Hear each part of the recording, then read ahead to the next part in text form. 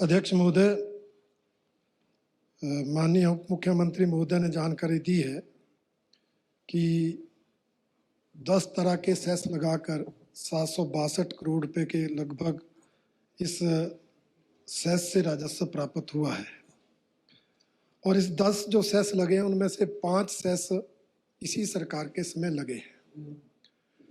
एक तो मैं माननीय उप मुख्यमंत्री महोदय से पूछना चाहता हूँ कि आप कह रहे हमने बड़े लोगों पर सेस लगाए, जैसे माननीय सदस्य विक्रम सिंह जी ने कहा आप स्टोन क्रशर पर सेस लगा रहे हो, पर वो रेत बजरी जो महंगी हो रही है उसकी मार तो गरीब आदमी पर पड़ रही है। क्या सरकार ये सुनिश्चित करेगी कि ये सेस लगने से रेत बजरी महंगी नहीं होगी और गरीब आदमी को जो महंगे दाम पर रेत बजरी खरीदनी पड़ती है वो नहीं खरीदनी पड़ेगी। दूसरा, इसी तरह से जो बिजली पर सेस लगे हैं वो तो आम उपभोक्ता उसमें आते हैं, आम कंज्यूमर उसमें आते हैं, उन पर उसकी मार पड़ रही है। आप कह रहे हैं जो इंडस्ट्री पर भी आपने सेस लगाए।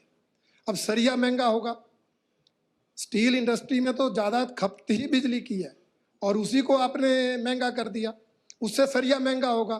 तो सरिया तो गरीब आदमी भी खरीदेगा, मकान तो गरीब आदमी भी बनाएगा, वो इंडस्ट्रियलिस्ट जो है वो उतना सरिया महंगा कर देंगे।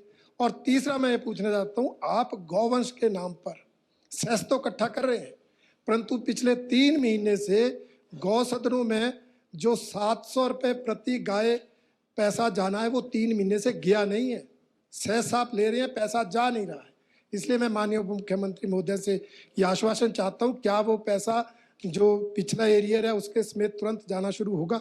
अध्यक्ष महोदय, ये सरकार जो है जनता की सरकार है, आम आदमी की सरकार है, और जो सेस लग रहे हैं अगर आप उसको ढंग से देखें, जो माननीय रणधीर जी ने भी जिसकी चर्चा की है वो किन को लग रहे हैं, जो बड़े लोग हैं। अब प्रदेश में जो 5 स्टार होटल चला रहे हैं, अब जरा सुन लीजिए, जो 5 स्टार होटल चला रहे हैं, क्या उनको बिजली की सब्सिडी मिलनी चाहिए? क्या उनको पानी की सब्सिडी मिलनी चाहिए? इसी ढंग से जो इंडस्ट्रियलिस्ट हैं, बड़े इंडस्ट्रियलिस्ट हैं जो कि अरबों के कारोबार चला रहे हैं, टैक्सेशन की स्थिति किन में आ रही है?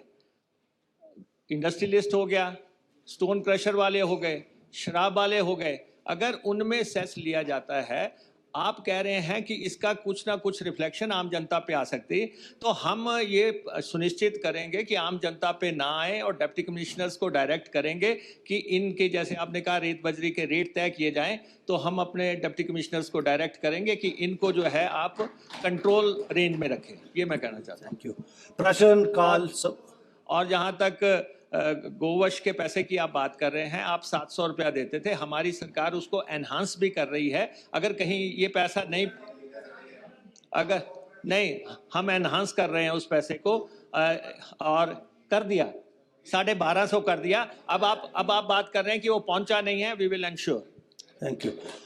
प्रश्न काल समाप्त।